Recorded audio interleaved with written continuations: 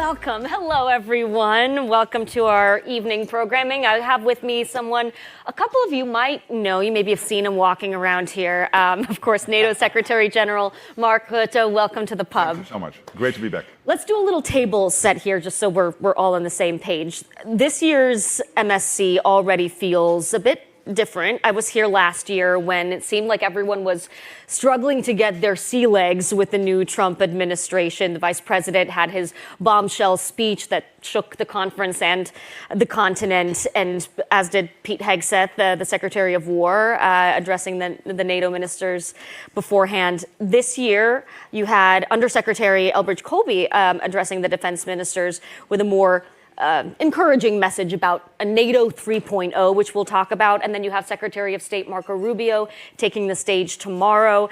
How different is the American touch this time around? Well, what you've seen, I think, over the last year is the whole of NATO getting to this famous 2%. Big economies. Last year when we met here, Spain, Italy, Canada, Belgium were not on this 2%. They all reached the 2% at the end of last year. And then we had the NATO summit in The Hague, where we agreed on the 5% defense spending, 3.5% on core defense. So I think that was a great success. But what I really sensed yesterday, we had the defense ministers over in Brussels, and Brits Colby was there on behalf of the United States. And I felt a shift in mindset, where the Europeans were not only saying, hey, we are going to spend much more, not only to equalize with the US, which is great because it takes away this irritant on the US side that the Europeans were not spending as much as they were spending, but also because we all feel the Russian threat so real now with the Ukraine war. And the change in mindset I felt, the shift in mindset, is Europeans basically saying we need to take more the lead in NATO. We need to take more responsibility for our own defense. And this is exactly what the United States wanted. It makes it easier for the United States to stay anchored in NATO, both nuclear but also conventional here in Europe, because it is still crucial for their security, a secure Europe, a secure Arctic and a secure Atlantic. So I would argue that NATO is maybe the strongest it has been since the fall of the Berlin Wall. And then, of course, the NATO had to devolve into a totally different role, but we are back there, really defending our territory, or as Brits Colby said, NATO 3.0. NATO 3.0. You know, last year you mentioned Ukraine. The war between Russia and Ukraine really dominated the conversation here. This time, there are a lot of topics that have people going, whether it's Greenland or Venezuela or the Middle East, as well as Ukraine and generally the partnership across the Atlantic. Do you think that the world has started to lose focus on the war in Ukraine? No, but I'm happy with the question because it gives me the opportunity. No, I don't believe we lost the focus, but I'm glad you love my questions. I love the question, but let me then, through your question, refocus on Ukraine. For two reasons. First of all, the good news is that yesterday, again with the defense ministers, a lot of new commitments came in to support Ukraine in the war, including through this crucial support from the United States, the Pearl, which is delivering critical, lethal and non-lethal aid into Ukraine, including interceptors for the Patriot systems, for example, crucial for Ukraine. So good news, more money coming in, and I expect more commitments coming in over the coming days and weeks. But we need still much more than came in yesterday. So not yet there, but the good news is we are really ramping up when it comes to the money for Ukraine. But there is a second issue, and that is that still some are thinking that Russia is doing well in Ukraine. And I can tell you they are not. They are now losing 35,000 people dead in December, 30,000 dead in January. They are not able at the moment to replenish those staggering losses they are ranking up now in Ukraine. And some are still thinking there is this bear trying to take Ukraine, but it's moving through Ukraine with the stilted speed of a garden snail. And you made a trip to Ukraine recently. Why did you decide to show up there? Last week I was in Ukraine because I want to have my own contacts there, see with my own eyes what is happening with my team. So this was my fourth visit into Ukraine since I got this new role in NATO in October last year. And just two striking images. One is the night before, 70 missiles had hit Ukraine, a record, 450 drones. And I visited a heating plant which is responsible for heating these enormously big Kiev apartment blocks. 1,100 of these apartment blocks dependent on this heating plant. 250,000 people living there without central heating now for the next 2 months, whilst it is minus 25 degrees. And 5 missiles hitting that plant because they did not have enough interceptors at that moment. Again, the good news is more interceptors are coming in. But hey, this was not good. And I was looking the people in the eye. They said this is terrible, but it makes us only more resilient and more willing to fight back against the Russians. And then I visited Chernihiv, which is a 2-hour drive from Kiev. It was under Russian occupation for 4 to 6 weeks in February, March 22. And I spoke with people who were kept in the basement of a school, 1/5 the size of this room, with 130 people. They could only sit. There was no way to sleep or whatever. And 10 people died in that room, and they were not able to bury them. So this is what the Russians are doing. It is not only a terrible, unwarranted, uncalled for attack on Ukraine. They do it in the most indecent, inhumane way possible. But it only makes the Ukrainians more resilient. This is what I saw last week. President Zelensky said Putin is not scared of Europe. Is he right? I think what Putin is scared of is the combination. That the Europeans and the Americans are working together. And the good news is that under the leadership of the French and the Brits, this coalition of the willing came together to discuss security guarantees for post a peace deal to prevent ever Putin from attacking Ukraine again. And then the American President Trump, who broke the deadlock with Putin in February, starting the talks, came in August telling us, saying, hey, I want to be part of those security guarantees. We will help. We have detailed that, so that package is now almost done. Now we need a peace deal, because you can only have security guarantees if there is a peace deal. But that combination of Europe and the US working together, be it in NATO, be it in Ukraine, makes us unconquerable. The peace deal, I mean, look, it's closer than it's been, but there are some really fundamental differences between the two sides right now. I've heard from my White House sources that, look, President Trump right now is still invested, but there might be a point where he loses interest. What does what President Zelensky said about Putin not being afraid of Europe on its own, what does that mean about Europe's ability to have a substantial impact on the war and its outcome, especially if the US starts to back away? They will not. I'm absolutely convinced they will stay involved.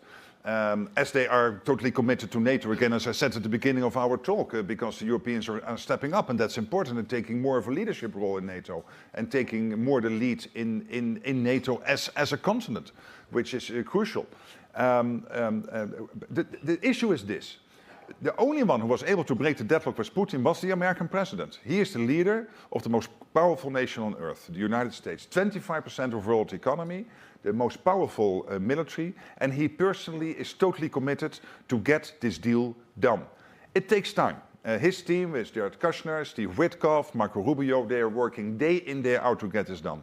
But of course, Putin has to play ball. And what I saw last week in Kyiv and in Chernihiv, being in Ukraine and talking to so many people, is that there is no evidence at the moment that he really wants a peace deal. So we have to test him. And what basically Americans are doing at the moment is testing the Russian president. Are you serious about a peace deal, yes or no? Are they testing him enough? Absolutely. I think they are doing everything they can to get the peace deal done, and I really think we can commend them for that. You know, some of my colleagues have been talking to officials here who say that the United States is really laser focused on China as a threat, but don't engage enough about Russia when it comes to the threat it poses to Europe and to the United States. Do you think the U.S. is sufficiently focused on Russia as a threat to European security? Yes, and you have seen what Brits Colby said yesterday to the defense ministers, because he published his speech. And you can see there that the United States acknowledges that, yes, they have to pivot, of course, more towards the Indo-Pacific. And that's one of the reasons why the Europeans have to take more care of their own defense, with still a strong US presence, both conventional and nuclear, in Europe. But he also says clearly in that introduction yesterday with the defense ministers that there is the threat that if China would move against Taiwan, would move into the Indo-Pacific in a combative fashion, that probably that will mean at that moment that they will ask their junior partner, which is Russia, to keep us busy here.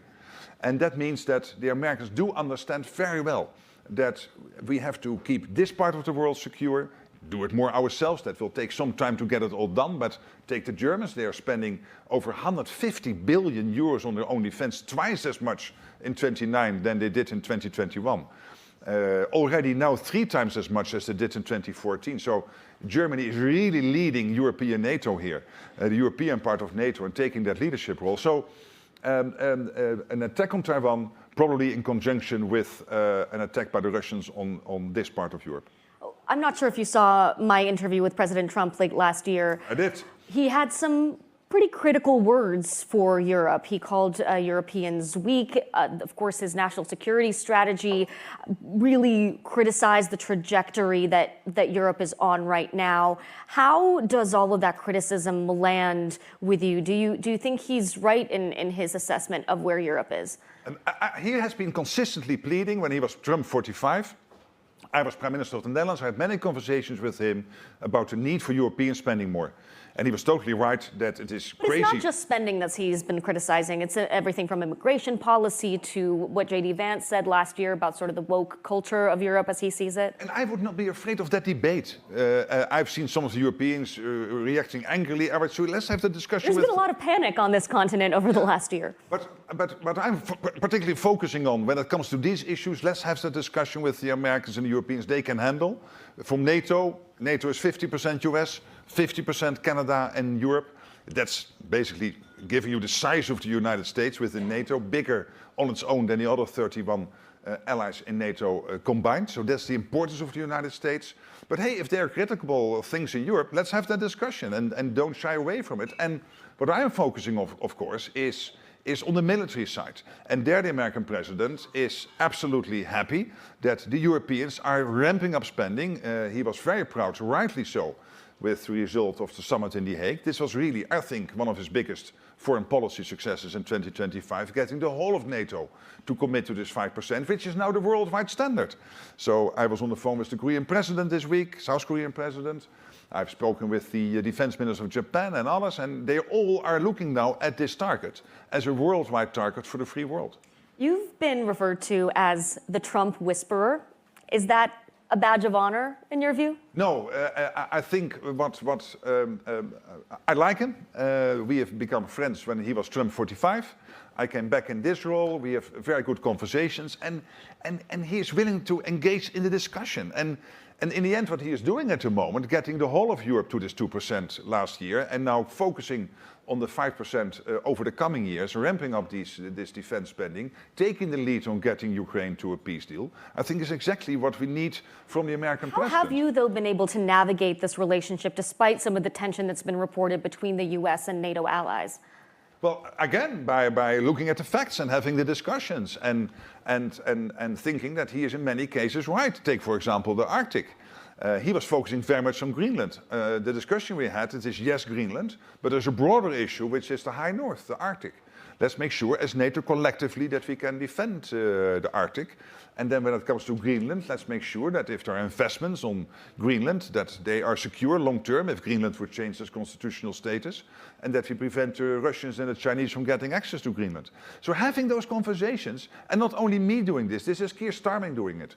It is Friedrich Merz, who has a very good relationship with the American president, Emmanuel Macron, Giorgia Meloni, Alex Stubb, and Ursula von der Leyen, Antonio Costa from the European Union. They all have these conversations. This is not just me doing this. Of course, my role is different because I'm chairing an organization which is encompassing the United States.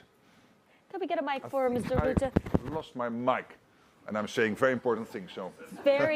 We can't miss a moment of your words here. Mic I can handle. Coming. There we go. Thanks. There we go, excellent. You mentioned Greenland. I lost my mic too. Oh, we lost Here all we go. mics. But this one is also not working. Is it working? Yeah. It's okay, Rutte's words are more important than mine. You mentioned Greenland. I've had a lot of folks ask me So I want to ask you, what is going on with Arctic Sentry? It's been viewed by some critics as more a rebranding exercise than a meaningful policy change. Some sources I'm speaking with, even with NATO, say they're not sure what it is. How do you respond? Well, it is substantial. We started these sentries with Baltic Sentry to protect the critical undersea infrastructure in the Baltic Sea. Then we had Eastern Sentry after the drone incursions in Poland and the MIG incursions into Estonia in September. And now we have Arctic Sentry to keep the Arctic safe. What you start to do, you bring together all the existing exercises, activities, etc. in the region so that you can assess from one position of one command, of one person commanding the whole operation, where the gaps are, what we need to do more of. And at the same time, we have involved now the Allied Command Transformation, Admiral Pierre von Jay. He is leading the innovation part of NATO to make sure that the latest innovative technologies are used, like he did in the Baltic Sea, with, for example, undersea drones, with what he's doing on the in Eastern Sentry when it comes to fighting off the drones, but also now in the Arctic, making sure we use the latest technology. So this is a step-by-step approach. It is very substantial. It is involving Northcom. It is involving EUCOM, so the two U.S. commands in North America and in Europe. It is involving NORAD. So it is really important. And it is encompassing now the Danish Endurance Mission and the Norwegian mission. The Prime Minister of Greenland recently said that he believes that the president is still pursuing taking control of Greenland. Do you think that's the case? Well, I mean, everybody is entitled to his views. What I'm seeing here is a meeting of minds in NATO that we cannot be naive about the Russian and the Chinese threat. We have seen today the Financial Times, and I think yesterday on the website, today in the newspaper, presenting the threat the Chinese are posing and the Russians are posing to the High North. We are getting this also. The American president has been, Donald Trump has been pleading for not being naive on this for years now, again since Trump 45. Well, that's why he wants to purchase or somehow acquire Greenland. Do you think that goal is over or has been satisfied via this framework that you're talking about? What I think is that at the moment, as NATO, and he is absolutely supporting this, as NATO we take now control of the defense of the whole High North. And again, when it comes to Denmark, Greenland, the US, there will be trilateral talks focusing on how do you make sure that US investments and investments of other allies in Greenland are secure if Greenland would change its constitutional position. I think that's doable, and to make sure that the Russians and the Chinese don't get access. Before I let you go, I have to ask, where did Daddy come from? Do you have some daddy issues, Mr. Rutte? Daddy issues? Well, no, and this is the thing. So we had the NATO summit in The Hague. And Donald Trump, the president, and I had a meeting before, and there was a press spray. And that was exactly on the morning after the day where he took out the nuclear facilities in Iran. And I was very happy with that, and I complimented him with doing that through the B-2s. And it was when he was also having some arguments with the Israelis. And then I said, and here is my insufficient command of the English language, I said, yeah, Daddy sometimes has to be tough. And of course, later realizing that the word daddy has a lot of connotations. Then what he did, and this is to his credit because he is a fun guy and he has a lot of humor, the American side then put this on T-shirts. There was a video when he came back from the Hague summit where he said, "Daddy is home." So there it was born, and it was never intentioned. But okay, I'm now carrying it, living with it. It's a fact of life. Now he's Daddy. I think you could take some ownership of Daddy, just a little bit. Okay, I'll take that advice. All right, Secretary General, thank you so much. Thank you so much. Thank you, everyone.